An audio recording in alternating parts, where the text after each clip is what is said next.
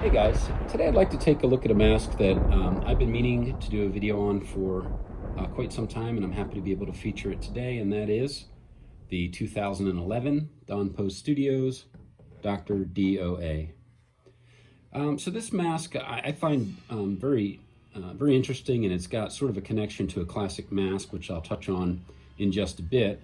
But I'd like to first really take a look at the sculpt and the paint job on this mask, and the hair work as well. So this one first was seen in the 2011 Don Post Studios catalog, and here you can see that catalog page showing this mask for the first time.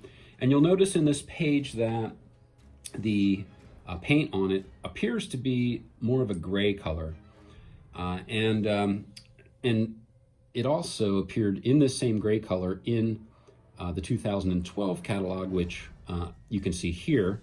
This, of course, was the last year for Don Post Studios. The last catalog was the 2012 catalog, and it has the same, appears to be the same photo, and it has that same gray complexion. But as you can see, this copy, and I think all of the copies, were actually this sort of orangey flesh tone that you see on this mask. And I say that because the copies that I've seen for sale, and also in a video that was done by Dr. Lady on this mask, have this same flesh tone paint. So this mask is, as you can see, it's fairly well sculpted. It's really a decent sculpt. And what's interesting about the sculpt is that to some it might look familiar, and that's because it is sort of a reimagining, if you will, of an early Topstone mask.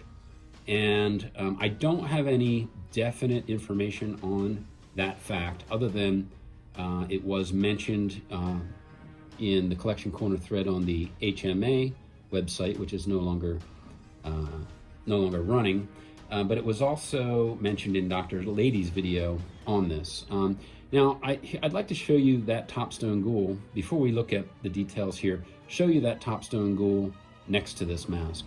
So this is, I believe, the first time, as far as I can find, that there was a side-by-side comparison done on these two masks. So this is, as most people will recognize, an early, this one's probably late 70s, maybe 80s, early 80s Topstone ghoul. And you could see the definite similarity between these masks.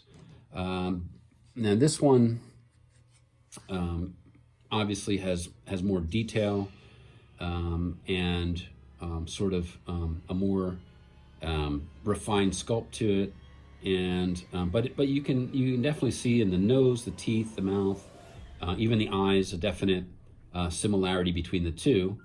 And there's another obvious difference, is the hair on the Dr. DOA mask that, of course, the ghoul never had. It's also, the ghoul is, as most early Topstones were, sort of a three-quarter mask. And likewise, the Dr. DOA has that same three-quarter configuration, a little bit of an extra bit coming out on the back, very high up there, but basically the same trimming, the same three-quarter size. So I find it, kind of interesting that it's sort of a throwback to an earlier Topstone mask. Gives it sort of a little, in my opinion, more interesting collectability in the mask. And so to take a closer look at this one, this was made in China, as many Don Post masks were over the years, but this one really suffers from none of the major issues that you'll see in a mask made in China. It's pretty thick. It's not a thin mask. It holds its shape very well. It doesn't have any of that typical, what I call the potato shape that a very thin mask, particularly those from China, can get, where the sculptural detail sort of disappears and it just gets a rounded shape to it. Also, the paint job, I think, is great on it. It's really done with care. There's no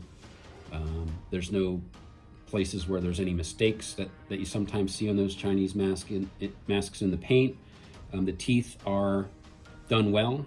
They have sort of a stained painting appearance around them, and the gums are pink and red in the mouth. Also, what's kind of interesting, and it's hard to see in the catalog photo, let's take another look at this mouth area in the catalog, and you can see it just slightly in the catalog photo, but here there's sort of drool coming out of the mouth. It's a clear, probably, you know, epoxy or that sort of material, translucent material that's all up around the bottom teeth and mouth, and it's dripping down the chin.